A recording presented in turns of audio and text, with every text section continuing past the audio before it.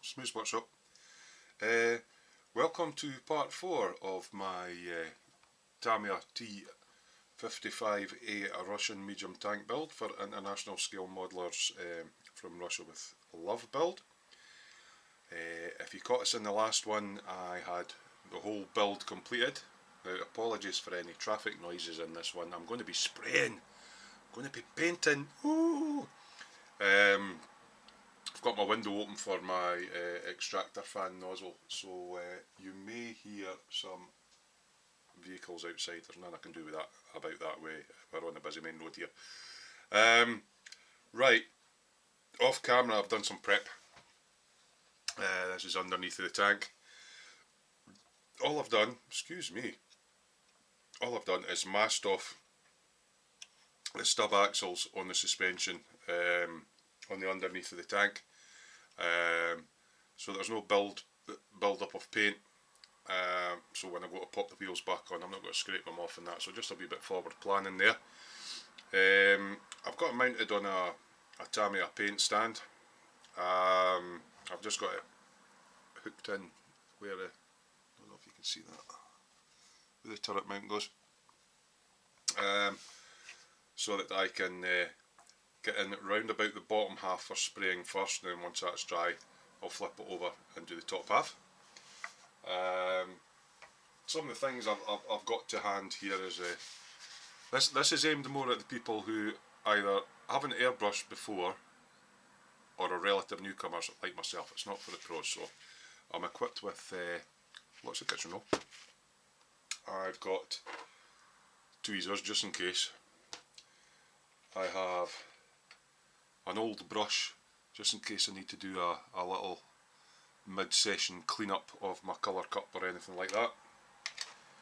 I've also got a little brush in case I get a little bit of tip dry with dry paint and I can get in with some thinners and clean that up.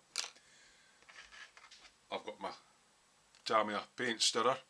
I prepped the paint beforehand, but I'll run through that briefly. I've got some cotton buds, and I've got in my airbrush, which is sitting over there just, hold on, can you see my hand? Sitting over there just now. When my airbrush isn't in use, I'll just disconnect it there. I'm going to be painting with this baby. Okay, it's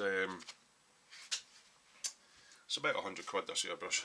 It's a Iwata Revolution CR. It's a gravity fed airbrush, so the paint goes in the colour cup at the top and comes through and mixes with the air. It's got a 2-stage button on it, down for air, and then the more you pull back the more paint you get. I've also got a quick release coupling on mine. So I have practiced with this, but this is the first time I'm going to have used it on a model, so I'm probably going to make some newbie mistakes and you'll be there to witness it with me, but that's all the fun of the modelling, isn't it? Yeah, so you might just notice some blue liquid in the bottom of the colour cup there. Pull my light across, see if you can see. What that is,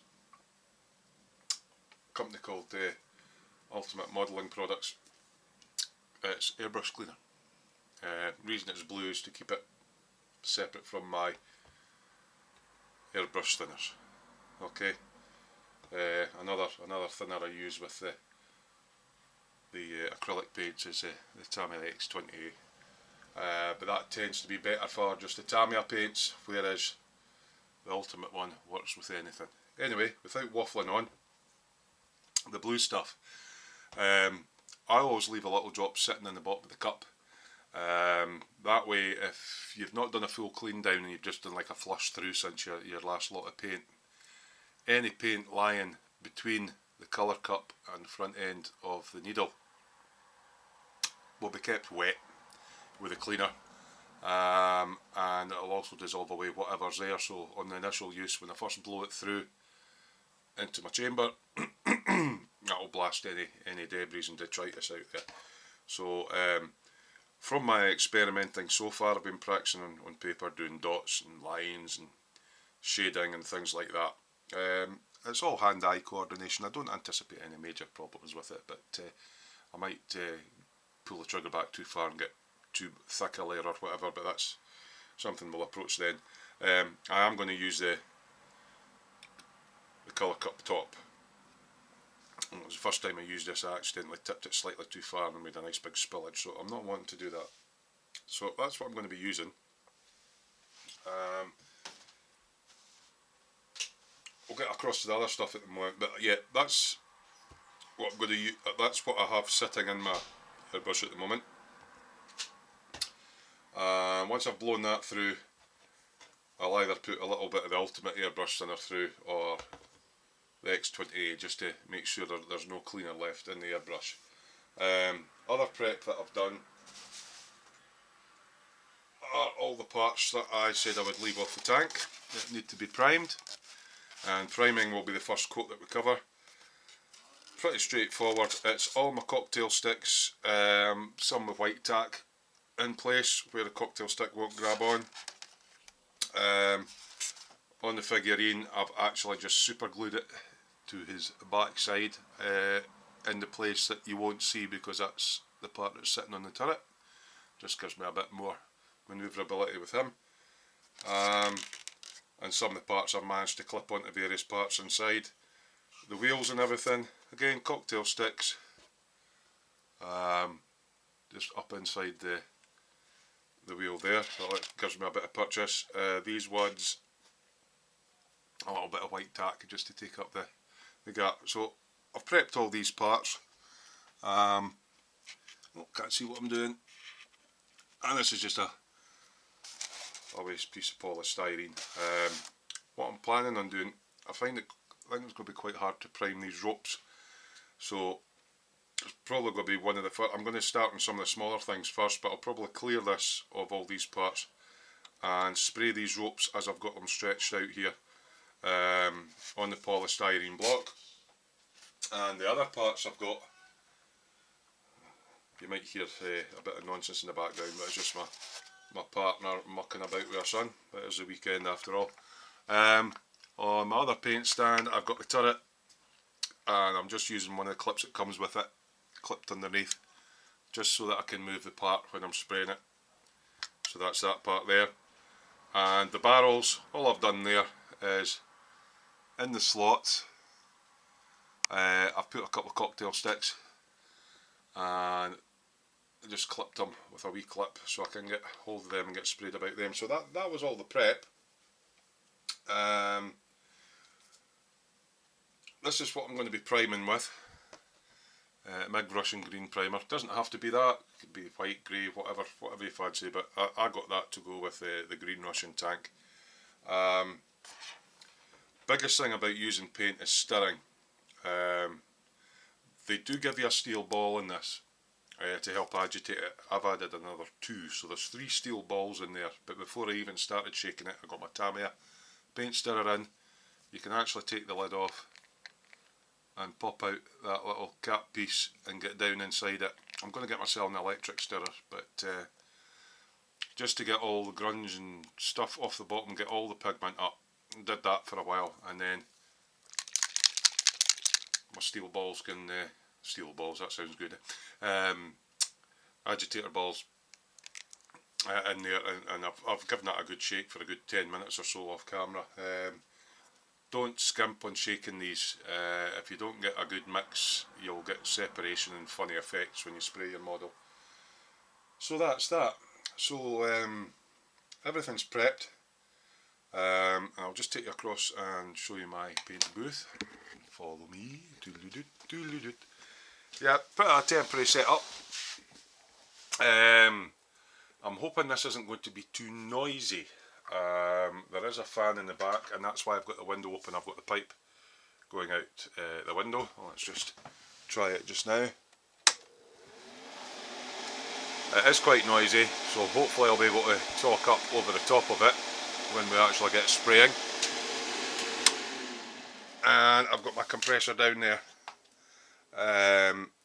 It's quite quiet, but again we might be competing with the noise of the compressor and the extractor fan. And I'll have my camera set up somewhere me see if I can get this sitting here. Somewhere about there. Now, I have no idea if you'll be able to hear me when I'm spraying, or, you know, see very well. There's no zoom function on this camera, so hopefully you'll see a little bit of it. I'm not going to film every single part of the spraying process. I'll show you a couple of things and zip through, but if you're thinking about getting an airbrush and you're like me, always get the best one you can afford. Sometimes if you buy a really cheap one, you can be put off by the poor quality of the spray. It's also got a lot to do with mixing your paint and thinning your paint. When you're using a primer, you generally don't thin them, but you apply them in several coats. The first coat being the most important, which is a mist coat. The mist coat, that breaks the surface tension between the plastic and the paint. I'll let that set for a bit, then you can go over with further coats. If you don't get the first mist coat right, you start getting funny effects on your paintwork, so don't go in and spray it all in one go. That's what I've been told. I'm not an expert at this. So when we cut back in the next section, I will quickly run through cleaning out my brush. I'm not going to do a full strip down on it, I'm just on about blasting out what's in there. I've got water on the bottom of the jar there, and there's a little vent on the top with a filter in it. The water's just to catch the paint pigments, and the filter's to try and catch some of the particulates that are coming out. You will, however, get alcohol fumes and everything coming out of it, so it's best to have your extractor on. If you don't have one of these booths, don't worry about it too much. You can construct something out of cardboard, just so that you don't get spray all over the room. But you need to be in a well ventilated area. Even though it's acrylic paints, a lot of thinners that we're using are alcohol based, and you really don't be breathing that in if you can help it. So that's a brief introduction to my my paint booth, the airbrush that I'm going to use, and the parts that I've got all prepped for painting. So when you cut back to me next time, hopefully I'll get my first paint on a model with my airbrush. So I'm going to be learning at the same time as you guys are. So if I can make it look easy and get it to work, it's got to be worth a go for those that haven't tried one yet. You don't have to get a £100 airbrush, but always get the best you can afford. That's what I would say. So we'll come back in the next wee section. That's just when you're going to find out whether I can put my money where my mouth is. So I'm hoping I'll do okay. See you in a bit. Welcome back. Terry, Smooth Workshop here. Right, I'm getting excited now. Okay, when I left off, I ran through all my prep, what gear I've got. I did a quick, just a short wee video off cam to you guys, just with my extractor on and the compressor on. Seems you can hear me. Seems my partner Susan can hear me also in the living room above the noise of the compressor and the fan. So right, taking everything off of the polystyrene apart from the two ropes. I've set my compressor at 20 psi. It's been set with the nozzle depressed. That gives you the actual compressor kicking in. That gives you the actual shooting pressure. So always make sure when you're setting your pressure on your compressor that your button's depressed. I've off camera I blew out the airbrush cleaner, and I put a little bit of thinners in there, and I've blown that through as well. Basically in there, trigger down, you hear it as you come back, changing the tone. That's the noise of an empty cup. Right, so here we go. Oh, I'm getting excited here. Right, into my colour cup. This has been well shaken up. So I'd probably 10-15 minutes of shaking, a bit of stirring. So into my colour cup, neat.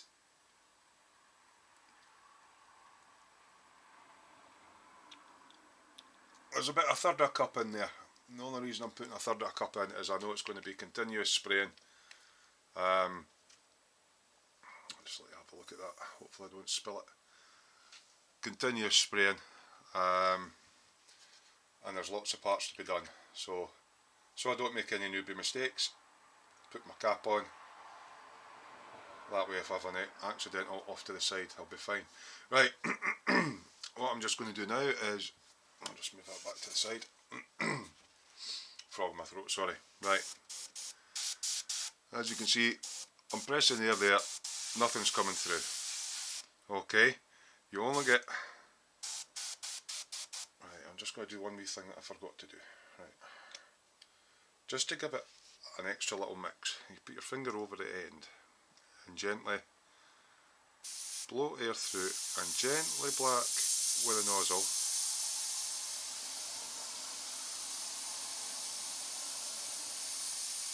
So about halfway on mine, and you get some blowback. That's just to mix the paint up. Hopefully you've seen that. Yeah, so that's just like a final mix. So, green fingers, ooh, green fingers. Right, so I'm just going to check the flow on this. Back to air, and just lightly on the trigger. I'm just checking that I'm getting paint through. My pressure's okay. They say you should be able to write your name if it's right. Okay. I'm also just going to run through briefly what I do for my practicing. I can steady it with a second hand the way I'm sitting. It's a bit low for me, this setup, but right, I'll just hold the bottom bit. Air only. Hold it steady and just come back. There's a dot. There's another dot. Oh, that was a bit of squiggle. There's another dot. Closer you go, usually you have to turn your pressure down, but the finer the dot, and the further away you go, the bigger the dot. Okay? And then the other thing that I like practicing is straight lines. Easing off near the end, come back. It's not straight, but off. Fingers always down on the air. None of this half button down the presses, always down on the air. And just as you start moving, back the trigger. The distance I'm at there is actually too far away. If you come in closer, you'll get a finer line.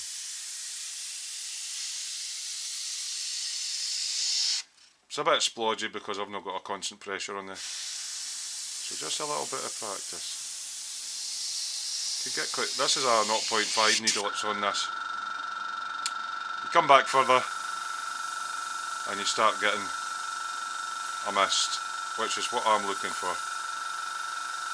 Put on with the paint as you come across, fade it off when you go back. I'm not actually pulling it back far enough, but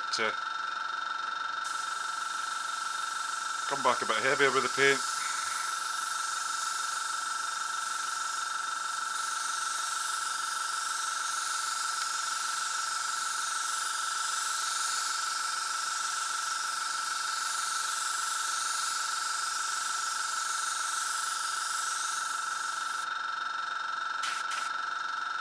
So,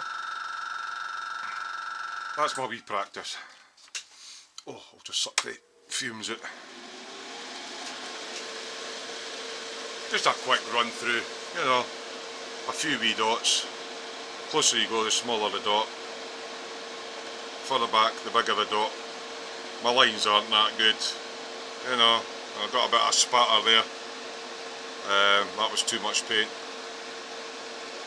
But my general overall shading looks not too bad, so I should hopefully be okay with this. Right.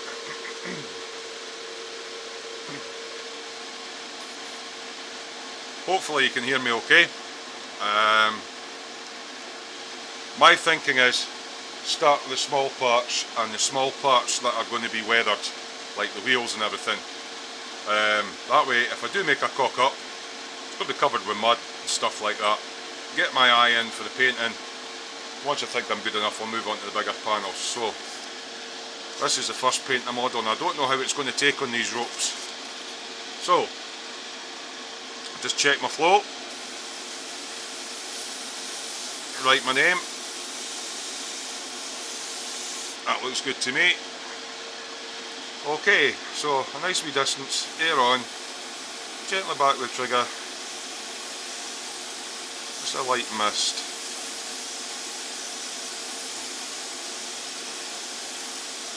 Light mist coat. Same with this one. A wee bit heavy at that side, but I'm not worried, I'll just cut to air. Okay.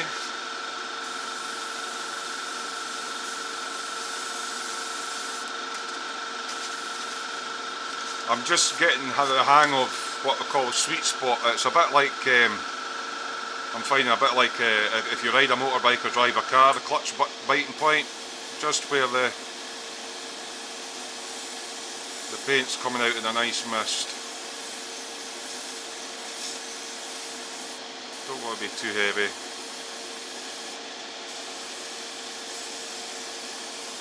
And I'm finding on this particular one it's about halfway back. Nice light mist coat there. Just rotating it again. Just a wee. Just checking my flow. Roughly about halfway back. The paint starts coming out.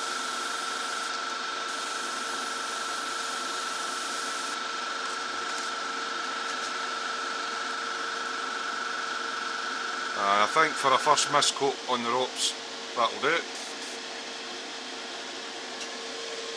Okay. Right, what will I do now? Right, let's have a go at a wheel. Right, so I'm going to come in for the back first, and what I'm going to do is I'm going to rotate the part, hold the airbrush steady. So, just check my flow. Air on with the paint, and just a light mist coat. That's all I'm looking for.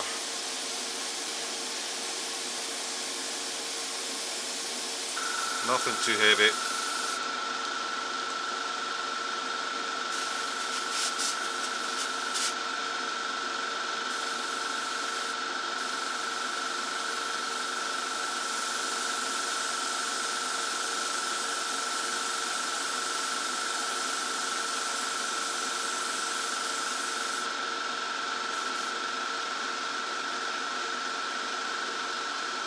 There we go. It says it takes 24 hours to dry, but it's drying already, this stuff.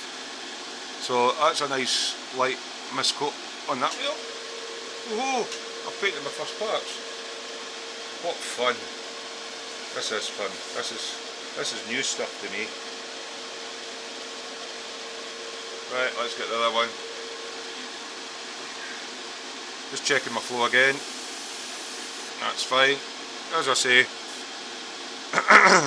it shouldn't be too hard, but if you can write your name, you've got your air pressure right, and you've got the thickness of the paint right. So air down, back with the trigger, and just a light mist coat, just to break that surface tension.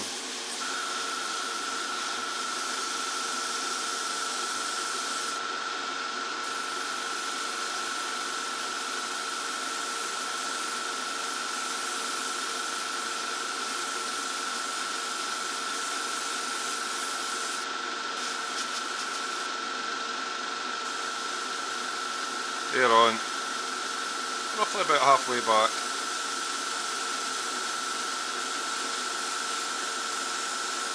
Light mist coat. I'm doing not bad at this. So you can get the drift of that. try a slightly larger part, just so you can get a wee feel for it. What will I do? Oh, this will be my biggest part, right. Now what I'm going to do with that is I'm going to come in at the edges first, edges on the underside, flip it over, edges, and then I'll do the main body. That's the plan.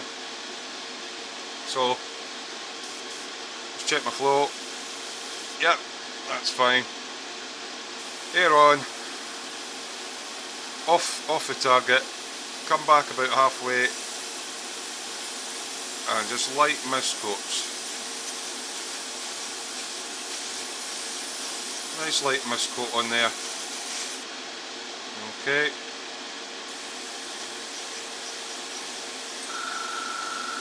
I need to get myself some better lighting, I think.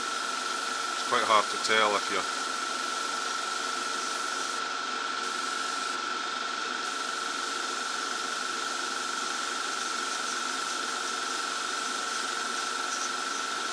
Looks easy when the pros do it. I'm not finding it too hard.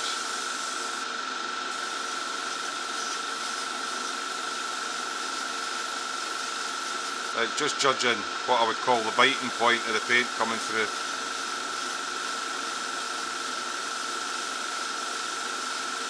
Takes a little bit of getting used to.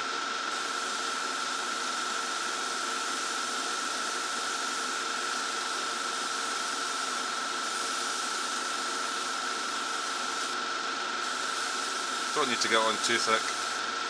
It's only a first coat. And there we go.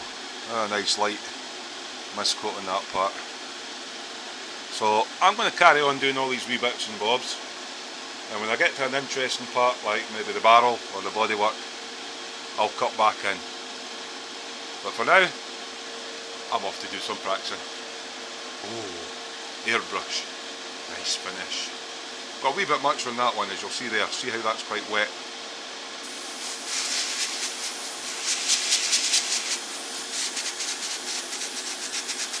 This is what I was trying to say earlier. If you notice, I'll just get a pointy stick. If you notice this area, it's all adhering really nice and smooth because we're putting a fine mist coat on. What we're getting there is just a little bit of speckling, and that's where we're going on a wee bit too thick and the surface tension hasn't broken. I'm not going to worry about that because it's going to come over with more coats. But yeah, just a little bit, nothing too major. But yeah, I'm going to away and have a play painting. When I come back, I should have all the wee greebles done, and I should be putting some paint down on the main tank. Bye! See you in the next bit. Good, see you later.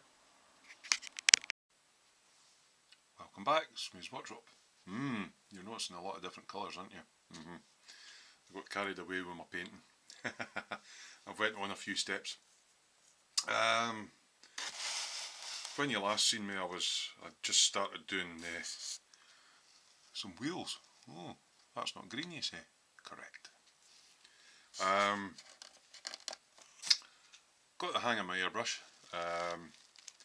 As I say, I describe it like driving a car or a motorbike, where you get the clutch biting point, knowing when the paint's going to start coming out the airbrush. And I just started to get that sweet spot, so I just battered through all the parts and laid down, first of all, a mist coat of the MIG Russian green primer. Now, in hindsight, spraying green on green is quite difficult, especially when you've not got the best lighting in the world. And I've, as you probably noticed some of the colour changes, I actually went and, right, I'll describe the process. I put a mist coat of the green down, let it dry for about half an hour, and went over with another coat of the green, let that dry for about half an hour, and then I went over with a slightly heavier coat. So that was all the green done. I then decided, right, I'm going to be doing some weathering and rust on this tank. So I got my MIG rust primer. Now if I'd thought far enough ahead, but I'm new to all this, instead of farting about, spraying it all green first, although it gave me a really good base coat and foundation for the rust primer to go on, I should have just all sprayed it all with the rust primer. But my thinking was I could get some tonal variations and shading on some of the panels, a wee bit like pre-shading. Might work, might not, but that's the idea behind it. So, all the parts went green. I reckon that the heaviest rusted parts are going to be the steel drive wheel and idler gears. So they've been coated with the rust primer. I've also done the road wheels, but just a lighter coat, see in there, of the rust primer. Obviously these are going to eventually be sprayed over green, but you're maybe wondering why am I spraying rust on now if I'm spraying green. I'm going to be using a technique called the hairspray method, which I will go into on the next video that I make. At the moment I want to get all these prepped so I can give them a good, they say they want a day for it to dry. If I can give it a good 12 hours or something like that, I'm going to put some more rust paints on and let them dry, and then I'll go into the hairspray method. So I've left some of these green, the log and the ammo boxes. I'm going to do lighter weathering on the ammo boxes as far as rust and chipping and that goes. Stuff that's actually on the tank, getting scuffed by the tank and everything, I've went heavier with the rust. The boxes, because they go on and off the vehicle and they might come off another vehicle, I decided not to go so heavy with those. So that's the reason for that. Tow cables, they actually took the paint quite well. Did take 2 or 3 passes with the paint. Excuse me, I'm hiccuping. So that's the small parts. Things like snorkel tube. What I was trying to imagine is where does water collect and all that sort of thing. What bits are going to get touched and rubbed? So you might notice I've only shaded that at the ends, where the water will collect and stuff like that, and left it in the middle green. Again, I'm hoping that gives me a wee bit of tonal variation, but it might not. I'm brand new to weathering, so if the worst comes to the worst and it doesn't work, I can spray a top coat over it again. That's my thinking. So that was all the V parts. Right, the main body of the tank. I'm just trying to get my light across a bit because I've got it across its spray booth position. This is the one that gives me my natural daylight. Okay, so with this, I went green all over, and then I thought to myself, right, okay, what bits are going to hit things? Front of the tank, possibly the back of the tank if it reverses in. Where's all the abrasive stuff going to be thrown up? It's going to rip the paint off and everything like that. Well, obviously around the wheels and up under the track arches. If you're getting stones and everything thrown at it, it's just going to chip the paint off. So I thought, right, I'll lay some rust down under that. And the suspension arms, they're going to be dragging through dirt and everything, so that's going to rub the paint off. So I've put rust on that. And on, I know nobody sees the bottom, but on the high points on the bottom, I've put the rust primer in thinking that in the shadow areas, that's going to stay like a dark rust, and where it scuffs over the top of the earth, a lighter rust, maybe a wee bit of steel if it's going over. So that's my planning on that. Plus it gives a bit of tonal shading, but you're not going to see that, but that was kind of a bit of practice. These outriggers that hold the fuel cans at the back, I was thinking, well, water's going to run down the drums and it's going to go into these brackets and eventually they'll rust. So they're not going to be, when I'm finished, they're not going to be all rusty, but I'll put the rust underneath and then I'll add the different tones of rust. I've got a rust effects colours thing, that'll be in the next video as well. Okay, but with the hairspray method, right, basically what I'm doing is I'm painting all the bits that could be rusty, and then I'll do all my shading of the different kinds of rust underneath. And you might think, alright, that's pointless, but you're going to spray the top coat of the green, the 4BO Russian green. But what I'll then do is, once that's all dry, I'll let it cure for a while. I'm going to get hairspray, and it'll all get sprayed with hairspray. And what this does is it puts a protective layer between the primer coats and the rust effects and the next layer of paint. The other thing that hairspray does is, because acrylics are water soluble, when the top coat goes over, everything will get covered with the top coat, so you won't see any of this or any of the effects that apply under this. When you brush water on the top, I'm trying to think the easiest way to explain this. When you brush the water on the top, the water seeps through the top layer of paint into the hairspray, and the hairspray becomes liquid again, and it allows some of the top coat of the paint to come away, revealing whatever you've got underneath. So if I'm detail paint all the rust underneath, hairspray, let that dry, top coat on, and then work away at it with water and a brush or sticks or whatever, but I'll go into that in the next video. But that's the plan, and if it doesn't work, I can just top coat it, you know. So what I've tried to concentrate on is these outriggers. They've got a lot of corners where water can get trapped, edge surfaces where people might rub against them, weld seams, you know, you get rust coming through the welds, things like tow hooks, front fenders, hatch areas, obviously the exhaust. And yeah, I'm just going to look at it, right, when I go to actually put more rust effects on, what's getting touched, what's getting rubbed, what's getting knocked, what's getting banged. That's the way I'm approaching it. So in hindsight, I could have probably just all primed this in the rust primer instead of farting about the green, but because I've got a good base of green down, the rust stuff went on lovely, so I'm actually quite chuffed with that. So he's missed all that spraying, but I've still got the tracks to undercoat and stuff like that. Again, that'll be in another video, but I just want to get the paint on and give it as much time as I can to cure before I do the hairspray method, because it can be quite rough. Normally in between weathering layers you would put a hard gloss lacquer varnish on it, but because I'm actually wanting the top coat to wear off when I put the water on, that's why I use hairspray instead of a gloss. It should make sense when I get into the next part of the build video, but so that's the main body of the tank. The barrels,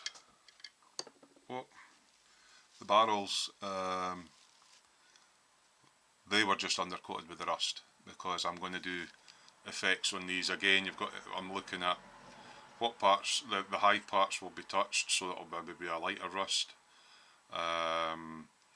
You know, things like that, darker rusting at the edges, just stuff like that, you know, what parts will be touched. But because it's going to get overcoated with hairspray and the top coat, parts that aren't touched will have the green on them.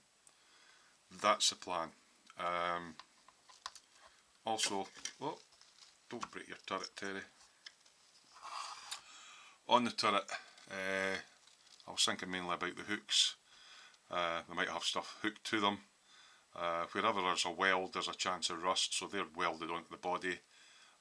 Anywhere a part's welded to the body are concentrated on. The handrails, people are using them, the paint will get rubbed away. Hooks, all the weld lines around the turret seams, where they bolt on, where there's a seam and a gap where water can sit, it might rust. This is my thinking, you know. Base of the lamp, not the top of the lamp, but the base of the lamp, because the water runs down the lamp and collects around the bottom, so I would expect some rust about there. The barrel in general doesn't get much abuse, but you sometimes get the guys sitting on the barrel, or you know, the barrel knocks against things, so I thought about halfway down I would do a kind of rust effect on there. and maybe some at the end. Yeah, and let's see if I can get this wee baby to open. The inside I've left green at the moment because I'm still trying to find out which colour goes on the inside of the Russian tanks, but I believe it's an off-white, so that can get painted later on with brush. Okay, so that's you up to date with that. How did I find it airbrushing? Took me a while to get used to the bite point. What I'm going to call it the bite point, or the sweet spot. Luckily I didn't get any tip drying, so tip drying is where the paint builds up around the needle at the end and you're pulling back and no paint comes out, but that's because I kept checking my flow. If you're only going on a little bit of your trigger, it can clog up, so every now and again you just get a and open it up. Paint wise, how much did I use? For the whole of the undercoating in the green, probably about 5 colour cup full. Probably about half a colour cup of the rust primer. So I didn't use an awful lot of paint. Time wise, now this is the thing, I've watched all these videos on this is how you airbrush blah blah blah, and I've got exactly what I've done, you know, I've laid out my parts, this is how I paint them. And you think, oh, that doesn't take long. Been at this for hours. Seriously, hours. That's why I thought, right, I've got my swing in, I've got the feel of it, I'm not going to video any more of it, there's plenty of time to show you more bits of airbrushing if you want to see it. But I'm really happy with the result. The machine gun and the commander figure, I did them a different colour, just because I wanted to do a different kind of weathering on them. It was a MIG black primer. All three of these primers sprayed really well. But I think once my green's finished I'll not get another one of them. Unless it's on a different colour tank. I'll use it on a different colour tank maybe. But green on green, it's so hard to see what you're doing. And if I had done it with the rust one, I would have been better. But the black primer, yeah. I did a miscoat in that on my commander figure. And then I went over with a couple of coats of the black primer. Now that's because his uniform is they call out for a Tamiya matte black, and his boots are a semi-gloss black. I know this is going to get glossed and weathered and all the rest of it, but I don't know if that's the colour of black I want. I was hoping to get away with just spraying them with that primer black, and then obviously detailing the face and the hands, and the boots and his belt and his intercom thing and all that. And then glossing it before applying my weathering to pick out all the features on it. But I don't think it's the right colour of black, so I'm going to go over that with the Tamiya. I think it's XF1, the flat black. So that's why I painted him black. Could have done him green, but that was the method, and I was hoping to get away in one go. And the anti-aircraft gun, the wee ammo box is supposed to be green, but I'm not wanting to get into masking and that. The paint's not been on for long enough, so it all got a coat, miscoat, and then a couple of coats of the same black primer. The actual weapon calls out for, I think it's XF56 Tamiya colour, it's a gunmetal grey. So that's the colour it will be going. I'm probably going to shoot that through the airbrush. I'll let that dry. Once that's dry, I'll mask it off and I'll do the box in the green, but the green top coat.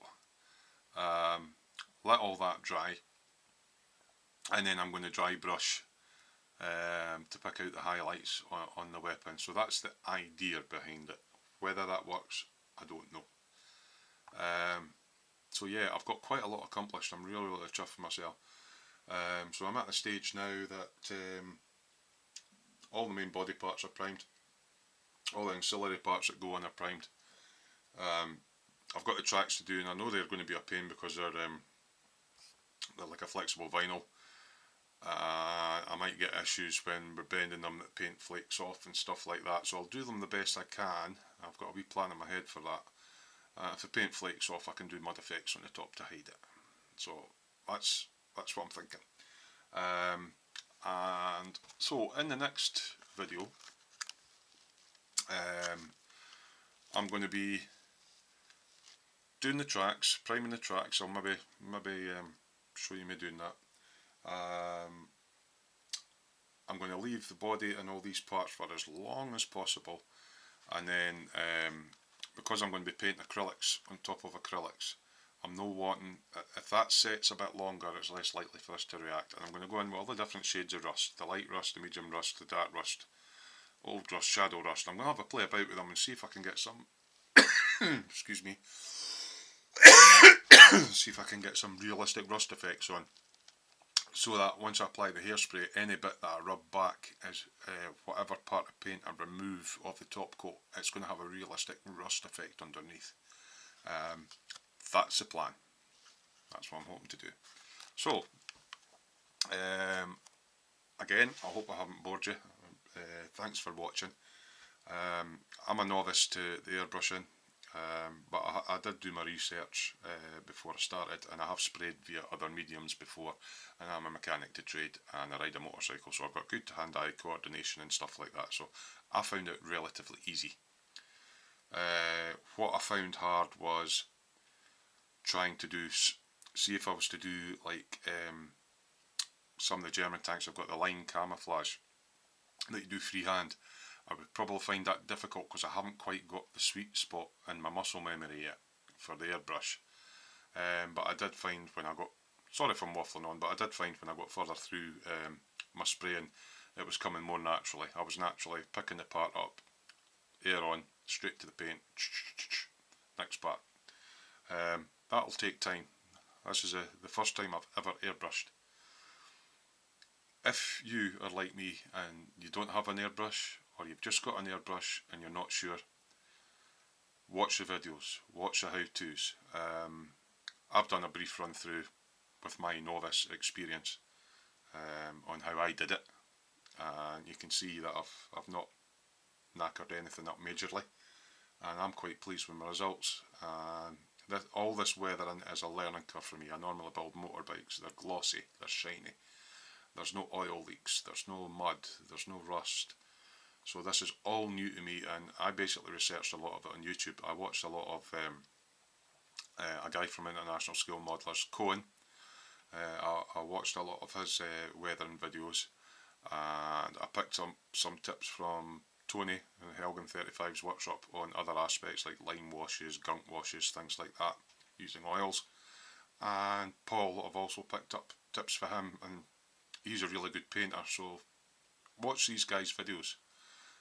I'll try my best to relay on my journey of how I'm getting on. I've got a really dry throat, so thanks for watching.